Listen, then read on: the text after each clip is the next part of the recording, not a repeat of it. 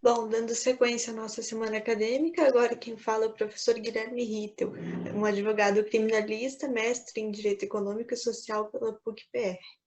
Ele é professor de Direito Penal na PUC-PR, na Unidom Bosco, e ele vai tratar a respeito do uso do direito penal como um instrumento regulador do Estado na economia.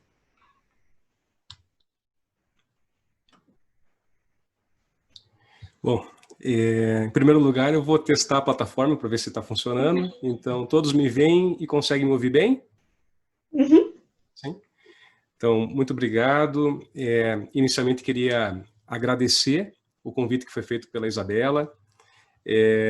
Enfim, é um enorme desafio, né, poder falar de direito penal e a sua relação com o Estado, né, no seu intervencionismo na economia, ainda mais, né, para alunos de economia. Então, claro que eu vou tentar não deixar a conversa também muito enfadonha, falando só do direito penal, enfim, né, porque eu sei que alguns aspectos aqui podem não ser de interesse de todos, mas sim tentar mostrar essa relação que nós temos. Esse, inclusive, foi o meu tema de pesquisa no mestrado. Eu trabalhava, claro que muito mais com o aspecto penal, eu trabalhava com as técnicas utilizadas pelo legislador na hora de tipificar, de prever as condutas como crimes que envolvam realmente essa intervenção na economia. Então, é um tema que, do ponto de vista dogmático, de dogmática penal, sempre me chamou muita atenção, eu sempre gostei muito dele. E é um tema que demonstra claramente como o direito penal ele tem um caráter de instrumento. O direito como um todo, ele tem um caráter de instrumento. Ele é um instrumento do Estado para fazer um determinado modelo, um determinado regime econômico, enfim, e ele vai tentar sustentar isso com bases jurídicas, muitas vezes até mesmo para trazer previsibilidade, segurança jurídica, que é algo que é tão discutido e até hoje, né, muitos consideram que falta, né, parcela dessa segurança jurídica aqui no Brasil. Enfim, mas o grande ponto e o primeiro ponto que eu gostaria de expor aqui é como que o direito penal passa a intervir na atividade econômica de um Estado intervencionista, né? Como que se dá essa primeira premissa? E é claro que talvez existam visões diferentes em relação aos modelos econômicos, enfim, mas uma base muito forte dentro do direito para que ele possa fazer isso se dá com relação à demonstração de algumas falhas de mercado. E, inclusive, aqui eu uso como grandes referenciais teóricos para trazer essa origem do direito penal usado como instrumento de intervenção. Dois autores, um dele é o Fábio Nusdeu, que é um professor de Direito Econômico da USP, e o outro é um ex-ministro do Supremo Tribunal Federal, que é o Eros Grau, que sempre trabalhou muito com direito econômico. Não tanto com direito penal econômico, mas com o direito econômico e como que o direito, então, ele ajuda a regular, né, toda essa relação. Eu vou fazer um teste aqui, Isabela, antes. Eu não sei se vai funcionar, que é uma transição com alguns slides. Se não der, aí eu continuo só na fala. Mas se for possível, eu acho que tá ok, né? Que tem um título. Então, perfeito. Então, enfim, né? Que bom. Então, joia. Então, assim, tudo começa com essa ideia, né, do direito penal econômico e o direito penal como instrumento regulador do Estado na economia. E, para que isso fosse possível, talvez a primeira grande premissa que nós tivemos que observar foi uma transição de um sistema de mercado com regime liberal para um sistema de mercado com regime intervencionista. Claro que isso não acontece do dia para a noite, mas se o regime não fosse intervencionista, evidentemente não faria sentido o direito penal ele ser utilizado como ferramenta, não é, de estruturação, de correção de falhas, e nem o direito como um todo, talvez. É claro que a gente sabe que, mesmo no modelo liberal, o direito ele teve sua importância. Naquele modelo menos interventor do Estado, em especial, né, muitos citam até hoje a influência do movimento constitucionalista, porque ele foi importante para preservar essa distância do Estado, né, e dos agentes econômicos. E, de outro lado, né, o movimento de codificação civil, em especial representado ainda em 1804 e 1807 com o Código Civil Napoleônico e também com o Código Comercial. Assim, qual é a relação disso, né, com esse modelo liberal? É porque eles traziam previsibilidade, traziam uma ideia de não intervenção do Estado na economia e traziam uma proteção bastante grande para um dos pilares desse sistema, que é justamente a propriedade privada, a liberdade contratual e assim por diante.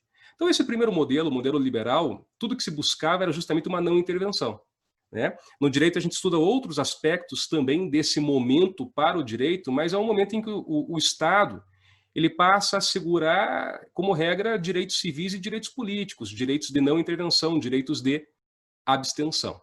Porém, em um dado momento, né, e repito, isso não aconteceu do dia para a noite, passa a se perceber que esse modelo puramente liberal, ele necessita de que suas arestas eventualmente sejam controladas pelo Estado. Pelo menos é essa a premissa que o direito ele se utiliza para regular algumas das relações. Então ele passa a se tornar cada vez mais, né, um sistema mais intervencionista, e isso, atualmente, com a nossa Constituição Federal de 1988, ficou muito mais claro.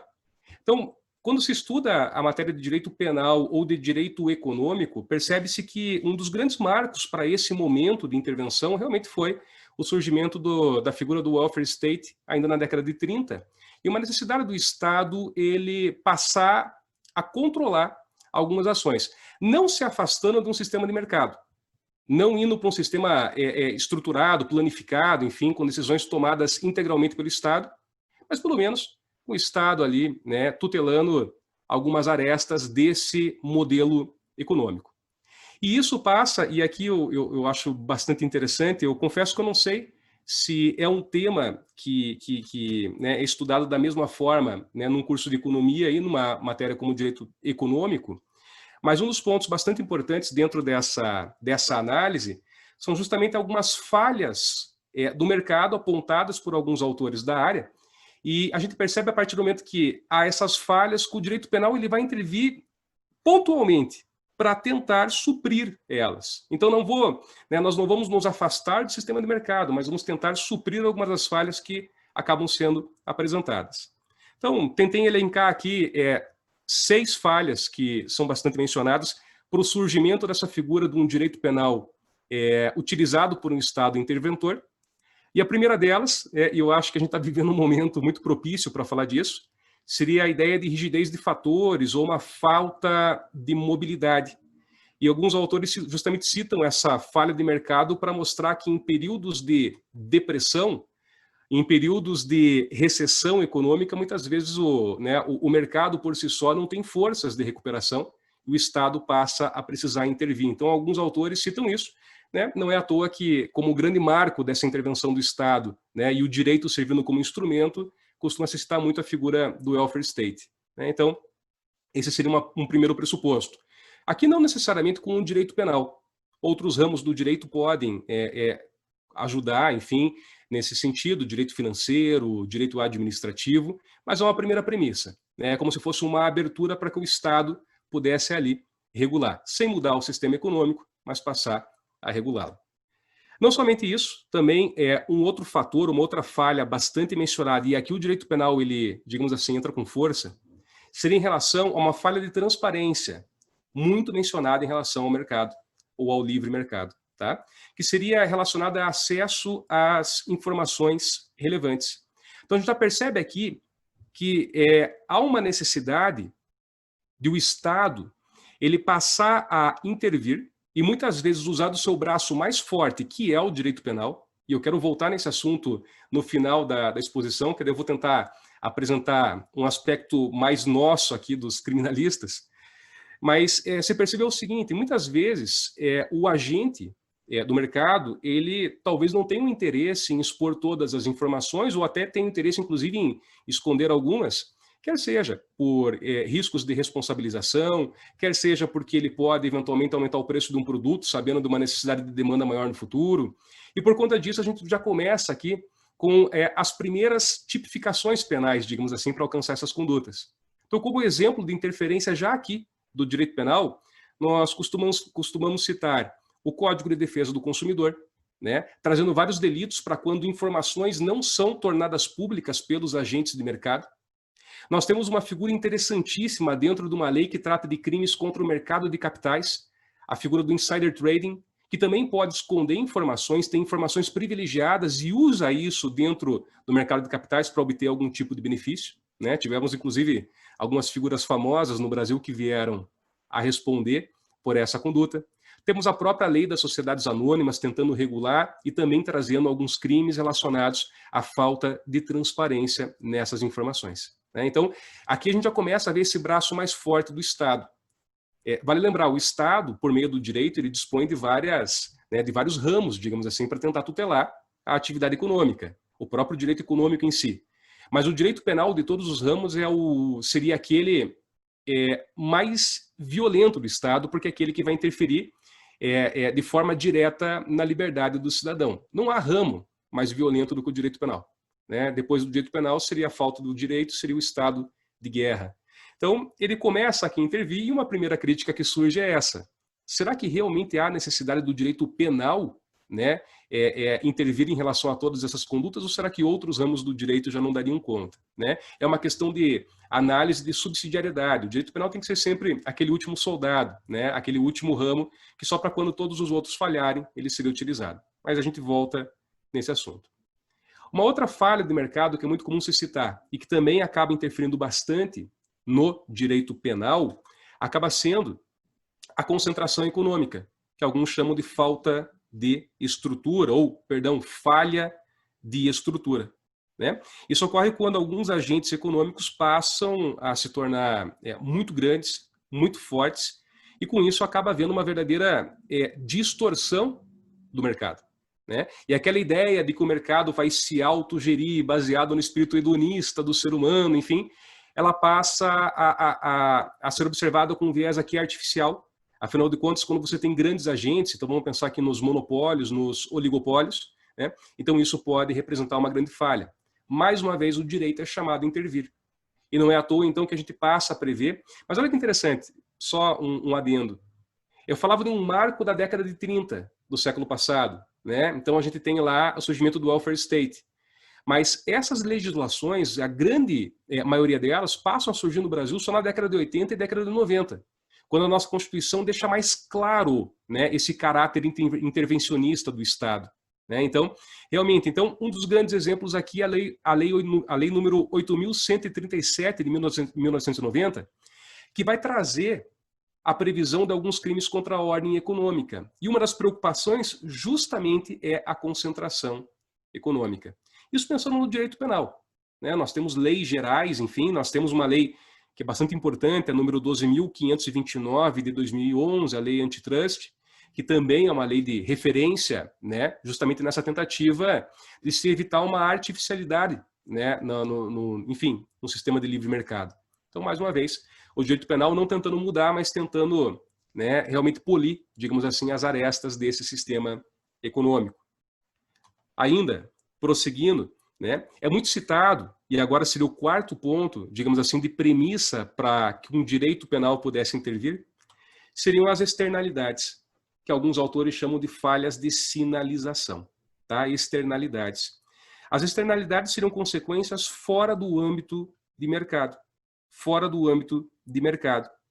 Eventualmente, algumas externalidades poderiam até ser positivas, né? Cita-se como exemplo a construção, né, de uma universidade, uma faculdade numa região que depende de profissionais habilitados em determinada área. E isso não é analisado por vezes, né, dentro daquela atividade, mas acaba sendo uma externalidade positiva, né? Você traz desenvolvimento econômico para a região também, enfim. Mas nós temos as externalidades negativas, né? E aqui, em especial, poderia citar a poluição, né? Poderia citar engarrafamentos, né? Um grande tráfego de carros. E o direito penal, talvez nesse momento ele venha como um instrumento de inclusão de externalidades.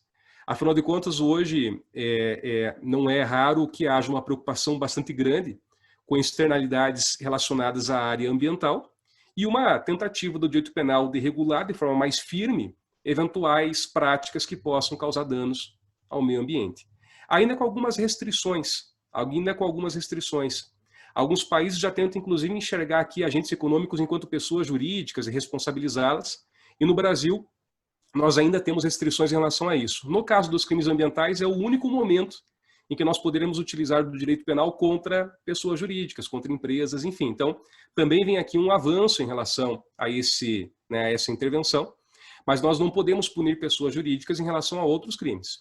Então, por exemplo, um crime contra o sistema financeiro nacional, jamais eu vou utilizar o direito penal contra uma instituição financeira, jamais. Tá? O direito penal ele poderia tutelar a relação de pessoas físicas, o gerente, o diretor, sócios, administradores, mas jamais a pessoa jurídica. No caso dos crimes ambientais, sim.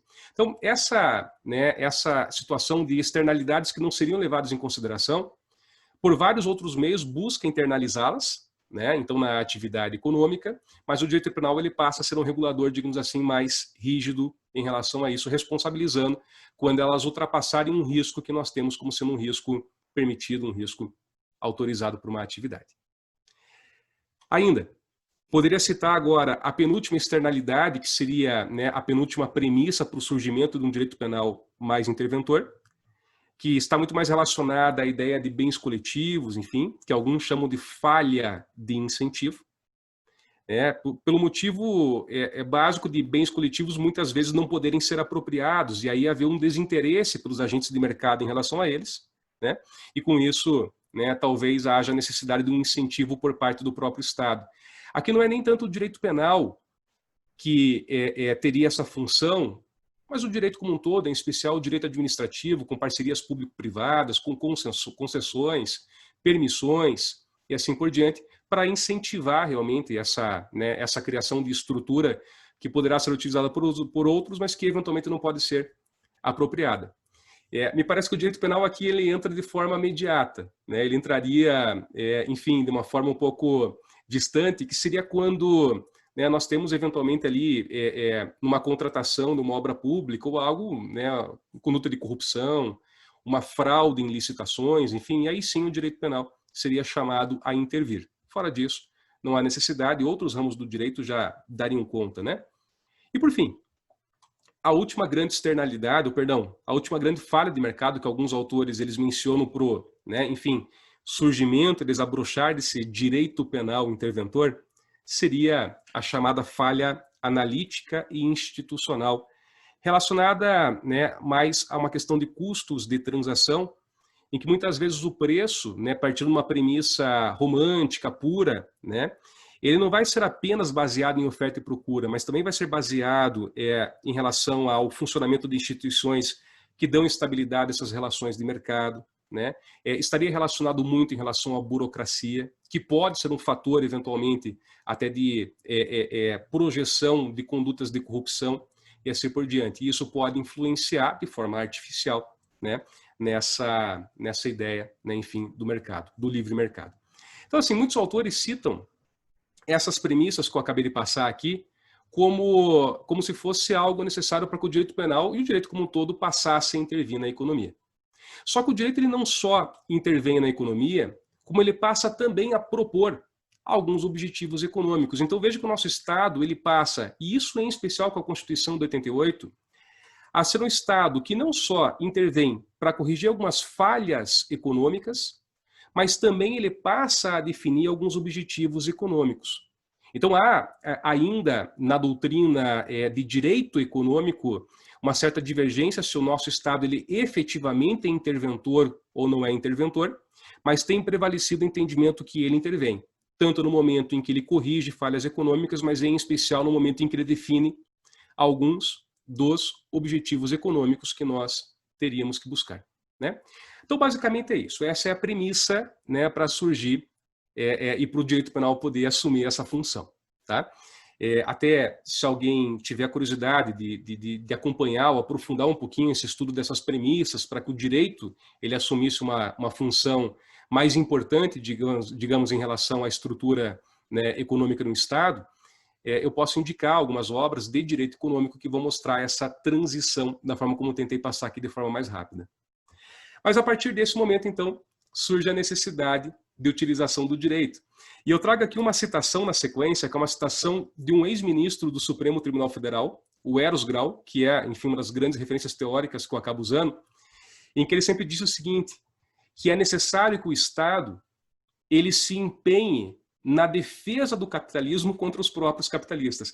Na obra dele, ele defende isso. Ele vai defender que o sistema puramente liberal, ele mostrou várias falhas e o Estado ele passa a tentar corrigir essas falhas. Segundo ele, a visão dele, isso não desnatura a estrutura de um sistema de mercado, muda apenas o regime. Há uma discussão se isso é regime, sistema, se são sinônimos. Mas na visão dele, o sistema continua sendo o mesmo, sistema de livre mercado, porém, agora com um regime não mais liberal, mas sim com um regime intervencionista. Então o Estado teria essa função. Bom, vindo para o direito penal agora. Como que o direito penal faz isso? Qual é a característica desse novo direito penal? Tá? E assim, há uma separação muito clara e clássica na doutrina penal, que é em relação a um direito penal que nós costumamos chamar de direito penal clássico e agora um direito penal moderno. O direito penal clássico, ele seria um direito penal que ele se preocupa primordialmente em tutelar situações que envolvam valores, bens jurídicos de caráter individual. Então, nós temos lá no Código Penal crimes como homicídio, crimes como estupro, crimes como lesão corporal, furto, roubo, enfim. São crimes considerados clássicos no sentido de que você tem valores ou bens jurídicos que são individuais, você tem pessoas determinadas. E quando há essa transição por um direito penal, não só no campo da economia, mas em relação à proteção do meio ambiente, em relação à regulação de atividades, as mais variadas que sejam, o direito penal ele passa a tutelar, a proteger alguns valores que não mais seriam valores individuais, mas valores coletivos. Valores que seriam considerados difusos. Então você pode considerar um número determinado de pessoas que são titulares daqueles valores, ou você pode considerar que o valor pertence a todos nós. Vamos pensar na externalidade da atividade econômica, que pode ser, enfim, a poluição ambiental. O meio ambiente é considerado um bem jurídico difuso, porque ele pertence a todos ao mesmo tempo, mas não é de ninguém. Então, o direito penal passa agora a tutelar essa nova realidade. Quando eu falo num crime contra o sistema financeiro nacional, ainda que você possa ter um ou outro agente econômico prejudicado em específico, mas na verdade você está prejudicando o sistema como um todo. Então, e o sistema não pertence a uma pessoa. Então, passa a ser um direito penal diferenciado. E para que eu possa, de fato, utilizar o direito penal nesse sistema diferenciado, muda a forma, muda a técnica de intervenção. Enquanto naquele direito penal clássico, em que há a figura de bens jurídicos, ou seja, valores individuais, e naquele direito penal clássico, é muito comum que o direito penal ele passe a intervir tão somente quando houver um dano. E aí é interessante porque a estrutura do direito penal clássico é uma estrutura extremamente liberal e uma preocupação muito grande do direito penal não intervir ou intervir o mínimo possível na liberdade de um cidadão. Então, são crimes que exigem a ocorrência de um resultado. Passam a ser considerados crimes de dano, portanto. Crimes de dano. Antes da ocorrência do resultado, eu não teria o crime, quando muito, uma tentativa. E quando eu passo para analisar agora esse direito penal moderno, que vai proteger bens jurídicos supra-individuais, difusos, coletivos, ele passa a querer antecipar a sua tutela penal. Não mais a punir tão somente a ocorrência do dano, mas ele passa a querer antecipar a sua tutela. Basta pensar na atividade financeira. A ideia é de que não haja uma grande quebra e um grande escândalo lhe ocorra para que o direito penal possa intervir. Quando condutas, eventualmente, que sejam condutas fraudulentas são praticadas, ainda que não haja resultado lesivo nenhum, a gente já tem a possibilidade de intervenção do direito penal. Então nós temos uma figura de um direito interventor e que passa a intervir não só quando há um resultado lesivo, mas passa a intervir quando há a criação de um perigo da ocorrência de um resultado lesivo. Isso vale para a atividade econômica, isso vale para a área ambiental. Um dos grandes exemplos assim dessa mudança de transição se dá na década de 70. Tem um autor alemão chamado Ulrich Beck, que vai cunhar um termo para a sociedade atual. Ele cunha como sendo uma sociedade de risco, o risco inerente às nossas atividades, todas as atividades, e claro que a gente não vai abandoná-los. Então ele vai dizer que o direito penal passa a ter uma função que é verificar, dentro dessa sociedade de risco, quais são os riscos admitidos e quais não são. E a partir do momento que a pessoa incorre num risco não permitido, estaria ali a premissa para que o direito pudesse intervir, incluindo a figura do direito penal. Então não mais exigiremos danos. Os autores citam o desastre de Chernobyl para dar um exemplo de como se não pode esperar o dano ambiental acontecer né? Você tem que tutelar muito antes, tem que tutelar a conduta de perigo. Então essa é uma premissa, e o que a gente observa nessa intervenção do Estado na economia é que os crimes, como regra, são crimes que não vão exigir um resultado. São crimes de mera conduta. São crimes em que o legislador pune condutas que ele considera como sendo perigosas. Então ele estrutura, ele define algumas condutas que devem ser adotadas e a partir daquele momento o descumprimento dessas condutas pode implicar na ocorrência de um crime. Daí a grande importância, não só do direito penal, mas de outros ramos que vão definir quais são as condutas tidas como adequadas. E daí a importância hoje, então, de você, né, ao se trabalhar, por exemplo, com essa matéria, não estudar apenas direito penal, mas também políticas de compliance, porque não é só o direito penal que tutela aquilo, mas todas as outras leis, regulamentos que indicam qual é a conduta correta a ser adequada, vão permitir, então, que você esteja de acordo com aquela atividade a ser praticada. Eu falo isso porque eu acho interessante, não é uma matéria que se fecha. O direito penal, né, moderno, ele precisa desses complementos o tempo todo, que é uma outra característica dele, que eu vou mencionar daqui a pouco, tá? Que são a criação de normas penais que precisam de complementos o tempo todo. Mas então, num primeiro momento, para deixar claro que isso tem a ver mais com dogmática penal mesmo, mas para citar, é uma característica desse Estado interventor. Não se exige a ocorrência de um resultado, não precisa haver um grande dano econômico para que o Estado venha intervir. Não. Né? O direito penal ele passa a punir condutas consideradas como sendo condutas perigosas. Bom, nem tudo são flores. Né? Há muita crítica em relação a isso, em relação a essa antecipação do direito penal. Porque uma das premissas básicas que nós temos dentro do direito penal é que na criação de um crime, já que o legislador então ele pode intervir na nossa liberdade, ele deixa muito claro o que ele quer vedar. Ele deixa muito claro qual é a conduta a ser vedada. E quando ele passa a punir condutas que ele considera perigosas, então ele tem que ser mais claro ainda, porque o resultado não acontecerá. Nem sempre ele faz isso.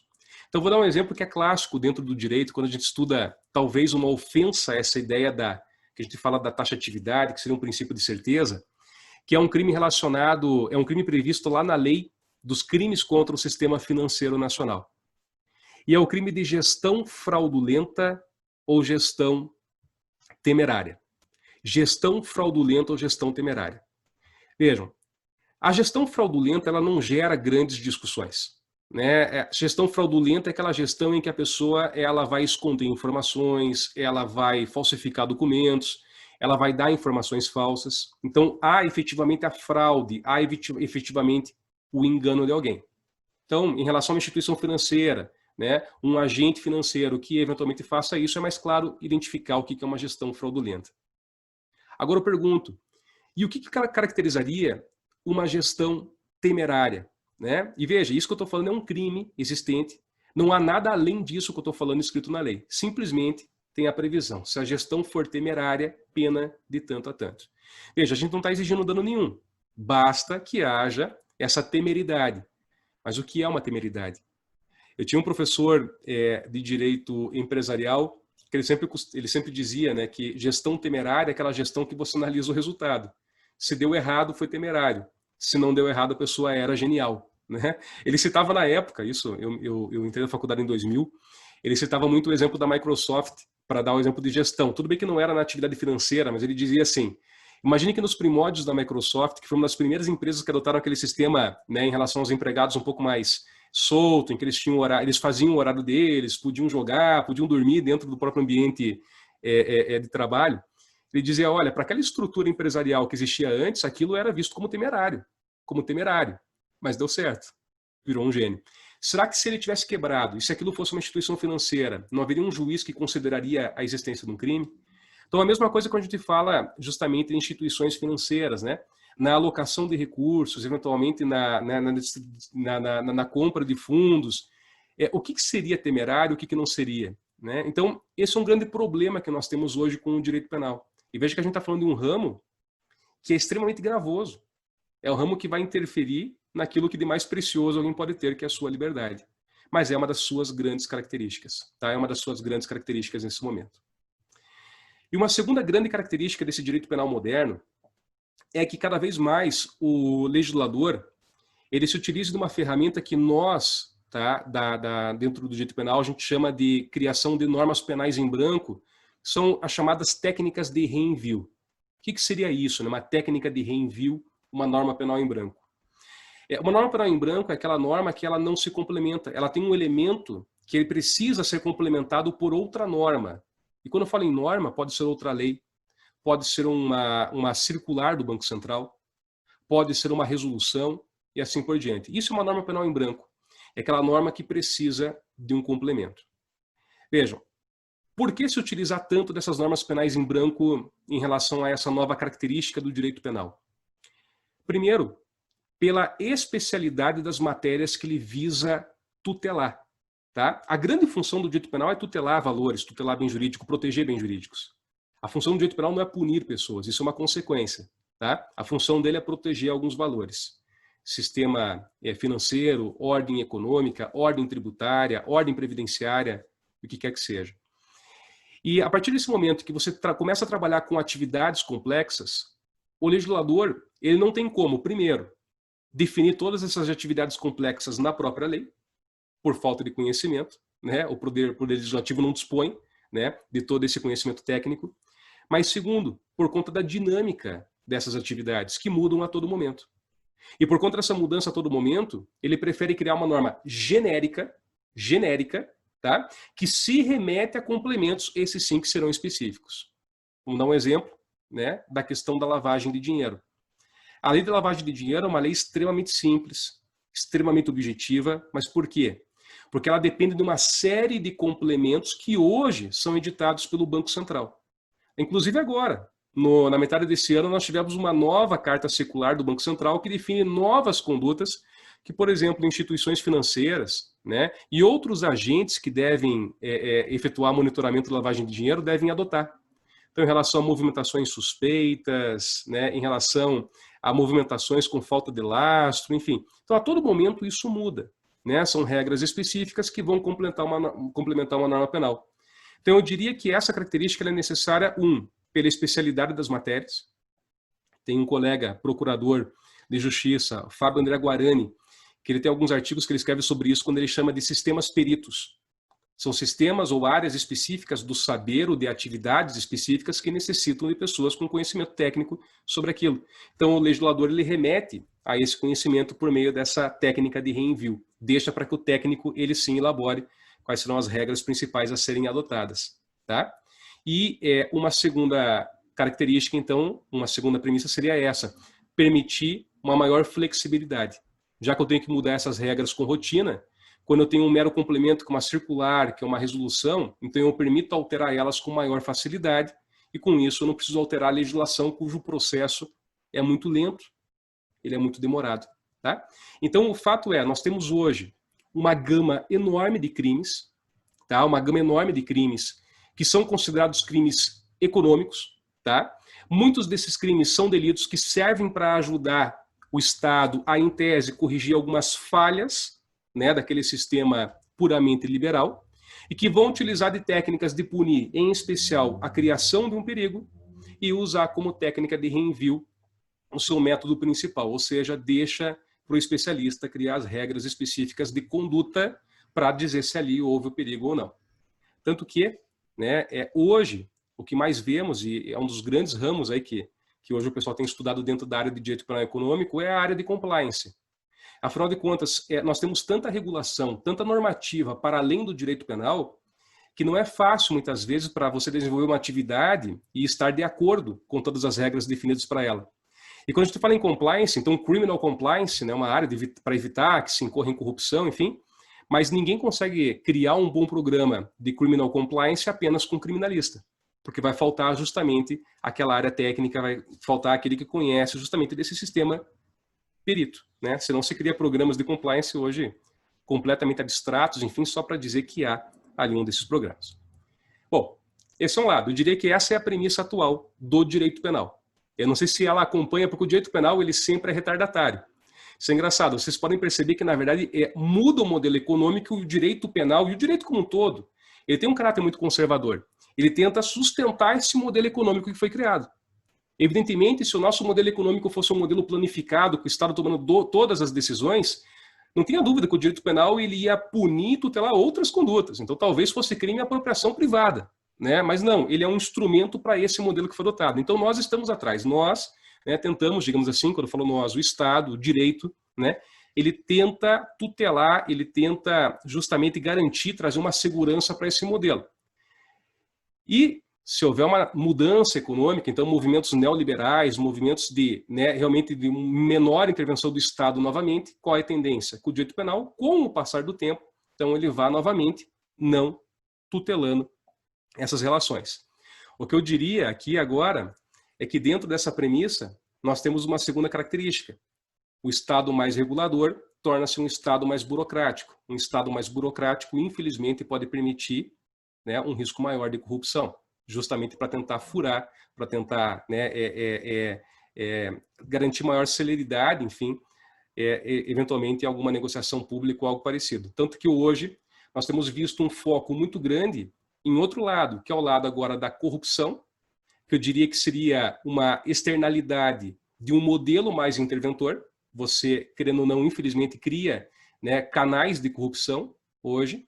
E a gente vê uma preocupação muito grande também em relação ao próprio Estado enquanto agente econômico, quando você vai perceber que o Estado ele também passa, né, a gente passa a ter crimes que tentam regular essa atividade. Desde 2000 no Brasil, nós tivemos a criação de vários crimes no Código Penal, que hoje são crimes contra o sistema financeiro, crimes contra as finanças públicas, perdão. Né? E também então uma outra faceta, já que o Estado ele passa a ter um controle maior, uma intervenção maior, eu devo me preocupar também com esse Estado, né, e como que ele, né, se comporta em relação às suas finanças. Eu tenho que tomar cuidado para não me estender muito aqui no tempo, Isabela, mas estou vendo aqui, são 19h50, mas uma curiosidade, né, me parece que nesse momento, o que muito mandatário do poder público gostaria é de viver há 2 ou 3 décadas antes, em que para resolver um problema econômico era muito fácil. Eu vou dar um exemplo do último crime do Código Penal. Com estalar de dedos, você pegava, criava títulos públicos, né? Títulos da dívida pública com vencimento para 10, 15, 20 anos e empurrava o problema com a barriga.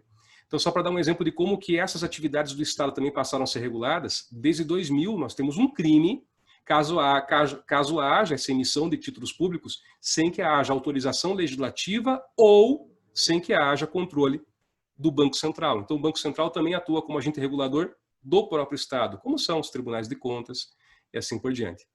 Então, o fato é esse. O direito penal, hoje, ele está atrelado ao sistema econômico, né? O direito como um todo atrelado, o direito penal como aquele ramo, digamos assim, mais rigoroso, para tentar ao máximo manter essa confiabilidade dentro do sistema. A crítica que se faz seria necessária a utilização do direito penal para isso de fato ou não? Será que o direito penal pode ser utilizado para condutas em que o Estado, eventualmente, tão somente ele quer controlar algo que com direito administrativo, que com direito civil, que com direito tributário, que com direito financeiro ele conseguiria? Nós temos crimes hoje contra a ordem tributária em que você tem o direito simplesmente não recolher um tributo. E aí vem a questão, mas pode o Estado se utilizar da ferramenta mais poderosa, em tese, que ele tem, porque, repito, não tem outra ferramenta depois do direito penal, para eventualmente cobrar uma dívida? Então essa é uma discussão que acaba sendo levantada. Então, há que se tomar bastante cuidado quando a gente fala em intervenção do direito penal na economia. Ele não é o único ramo do direito, e ao contrário, ele deveria ser o último a ser utilizado. E hoje o que a gente observa é um fenômeno chamado de administrativização do direito penal. Como para o discurso político é interessante, né, criar crimes, parece que há uma segurança para a sociedade como um todo, cada vez mais a gente regula a atividade com crimes por todos os lados, e, eventualmente, né, o efeito pode ser o contrário, desestímulo de atividade econômica, falta de segurança jurídica e assim por diante. Tá? Enfim, eu não sei se eu não queria ir muito para a dogmática penal, mas eu espero que tenha ficado claro. E eu devolvo a palavra então à Isabela, fico aberto aqui para eventuais perguntas, comentários, sugestões, enfim. Muito obrigado. Queria agradecer a exposição, é muito interessante, e se alguém tiver alguma dúvida, é só mandar aqui no chat. Eu não sei os temas que vocês estão discutindo hoje, mas acho que caiu como uma bomba, né, a liberação aí dos dados relacionados ao PIB, né? Então acho que para quem faz economia isso é algo que hoje acho que muitos estão pensando nas consequências disso, né?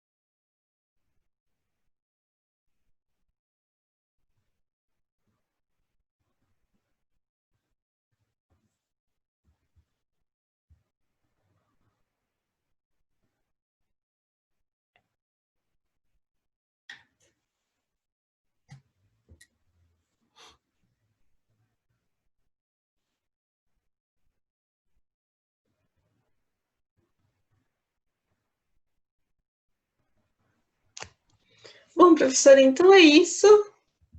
Ah, olha só. Mandaram duas perguntas aqui. Primeiro, Rafael Duarte mandou: professor, como você vê as regulações do direito penal na economia para os próximos anos? Ok. Eu ia comentar, né? Eu venho como outsider aqui, né? Totalmente outsider, para falar do tema fora. Mas assim, Rafael, a tendência é cada vez mais a utilização do direito penal. A gente vive um movimento de expansão. Alguns autores vêm estudando isso, né? Então, a gente chama de movimentos de política criminal. A gente já passou ali na década de 90 e 95, houve um movimento um pouco de intervenção mínima, mas a gente vem vivendo um momento agora de uma política mais de lei e ordem, enfim. Então, a tendência é que o direito penal ele seja recrudescido, você tem uma expansão dele e isso vai envolver, provavelmente, não só a criação de novos tipos penais, de novos crimes, regulando talvez novas atividades, inclusive, mas o recrudescimento daquelas que já existem, com aumentos de penas, dificuldade para cumprimento de penas, né? A gente nota isso, não passou na integralidade, mas aquele projeto anticrime, o elaborado pelo Moro, o Moro sempre viu uma conexão muito grande entre organizações criminosas, atividade econômica e Estado. O projeto que passou acabou não sendo o dele, mas haveria uma intervenção ainda maior, ainda maior. Então a gente percebe o Estado regulando as atividades econômicas, né, essa necessidade de criação de políticas de compliance, uma preocupação e um incentivo a empresas a celebrarem acordos de leniência, a justamente entrarem, ficarem de acordo com as normas. Então, assim, eu acho que a gente vive um momento de expansionismo do direito penal e, como regra, esse expansionismo vai levar justamente à criação de novos tipos penais, de maior regulação do mercado. Ainda que, e aí eu, claro, imagino que vocês analisam um outro prisma, que é um prisma econômico, de uma agenda mais liberal, pelo Paulo Guedes, enfim, mas em relação ao direito penal, o que a gente nota é que é um Estado mais interventor. Tá? Ainda que haja uma agenda liberal, talvez justamente haja um outro polo de crimes, porque, como eu falo, o direito penal ele enfim, é um soldado. Ele vai fazer, né, vai servir ao Estado porque o Estado quer. Então, talvez um direito penal para fortalecer essas instituições mais liberais. Eu acho que a tendência é sempre ele expandir. A tendência é sempre expandir. A professora do departamento, Denise Maia, perguntou a respeito da denúncia de compra de títulos por valores muito abaixo do valor. E ela gostaria de saber como que o direito penal trata desse tipo de situação. Bom, professora, são vários aspectos que a gente poderia analisar, né? Eventualmente vai haver o aspecto relacionado ao crime de corrupção, né? Então isso pode ter envolvido uma negociação para que haja compra por valores muito inferiores. Então você vai ter a delito ali, eventualmente de corrupção ativa e corrupção passiva, né? Em relação àquela figura de títulos podres da dívida pública, isso não mais, né? Porque em tese, né, agora a gente já tem regulado a matéria, não é mais possível emiti-los. Mas os títulos abaixo do valor ainda, em especial, o crime está em relação à negociação, não tanto um crime específico, um novo tipo penal que tutele essa conduta. Mas a negociação, caso ela envolva ali fraude, vantagens ilícitas, enfim, para que isso seja concretizado, a gente tem os delitos, que são delitos clássicos contra a administração pública, ainda. Tá? Então ainda há campo para se legislar sobre a matéria.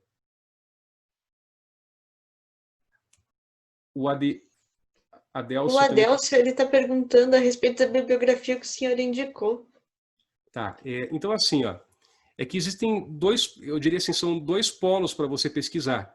O primeiro é direito econômico, né? Porque o direito penal econômico é só um braço dele. É só um braço, um fragmento, um grão de areia do direito econômico como um todo. Então, assim, hoje, do que eu vejo, as duas principais obras dentro do direito que nós estudamos é a obra do professor Fábio Nusdel, da USP, e a obra do professor Eros Grau, que né, ex-ministro do Supremo Tribunal Federal. Então, assim, de um lado, eu vejo essas como duas grandes referências ainda hoje para direito econômico. E no campo do direito penal, é interessante, porque nós não temos hoje grandes obras sobre direito penal interventor. O que nós temos são obras de direito penal econômico, que vai além da mera intervenção. Tá? Então, aí nós temos hoje, aqui no Brasil, até um professor da PUC, uma das referências em relação ao tema, que é o professor Rodrigo Sanches Rios, com né, alguns textos escritos sobre direito penal econômico. Nós temos dois autores clássicos já bastante utilizados, que é o Luiz Regis Prado e o César Roberto Bittencourt, aqui no Brasil, né, que tratam bastante da matéria, mas em especial nós temos autores hoje estrangeiros, espanhóis e alemães, que são referências em se tratando de direito penal econômico, quando eu quero falar do direito penal. Tá?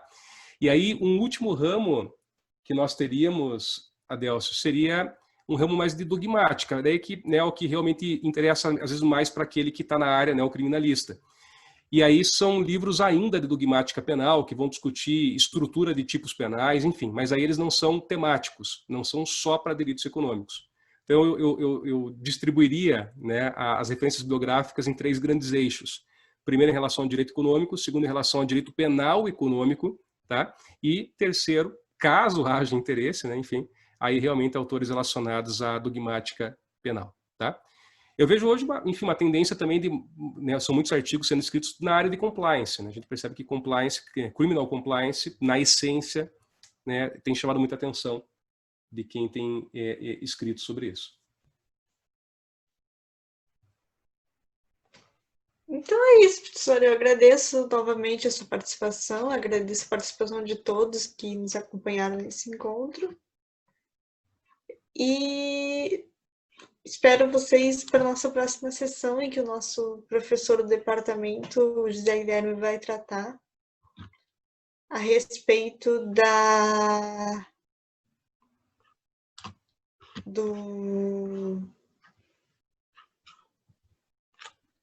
Deixa eu pegar aqui no programa certinho.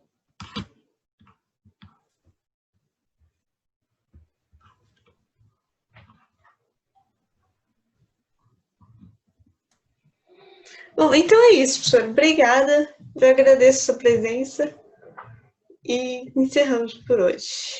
Passo agora a palavra para o Guilherme Rocha, que vai acompanhar vocês na nossa próxima sessão. Muito obrigado.